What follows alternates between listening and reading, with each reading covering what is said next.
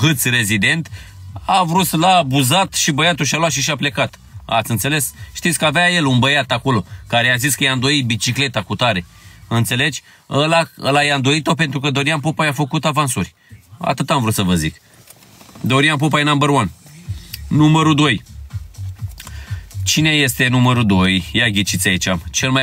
Nu știu dacă e cel mai bun prieten al lui Dorian Popa, dar are și Lamborghini. Are și Lamborghini, trăiască familia voastră, pe numărul 2. Ia ghiciți-l, ia să vedem dacă știți. V-am zis că are Lamborghini, las-o dracu. Shelly n-are Lamborghini.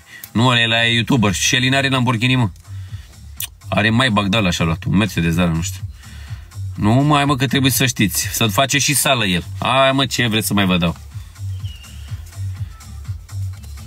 Face sală, mă. Da, mă, da, Andy, da, Andy Popescu.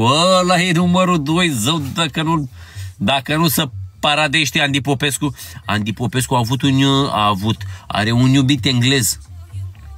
Andy Popescu are un iubit englez, da, mă, eu vi spun pe toți, mă, că îi știu pe toți, ce dracu. Are un iubit englez, pe de acolo vine și cașcavalul. Voi râdeți, da, uite Carol ce râde, da, Carol, da. Andy Popescu are iubit englezoi. Da, vere, serios, serios. A, bă, ce dracu, terminați-vă cu prostiile. A recunoscut și prin chat-uri și până alea. Am postat eu pe aici mai multe, dar voi, dacă dormiți, nu-i vina mea. Dacă nu sunteți atenți ce postez eu, nu-i vina mea. Eu când postez, postez adevărat. Adevărat să mor dacă vă mint. Numărul 3. Știți cine mai e numărul 3? Tot așa, îi prieten cu ăsta, cum mă cheamă, mă. Îi prieten cu Dorian Popa, îi prieten cu Shelly, îi prieten,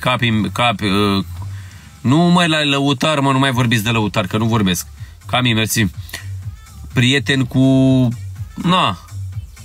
e prieten și cu Ferraru, ăla. Are barbă, de moare, de ultimul timp a filmat un pic cu Dorian Popa acum. Hai, mă, că e cu I începe, cu I vă dau. N-ai cum să nu știi, că e nebun ăla. Imogeniulus. Cum zice Dorian. Nu, mă, Imogen, ce Ferraru? Ăla Ferraru e pe TikTok, nu e aici. Imogeniu, mă, frate, numărul 3. S-a spart și Imogen. Vai, mamă, vai.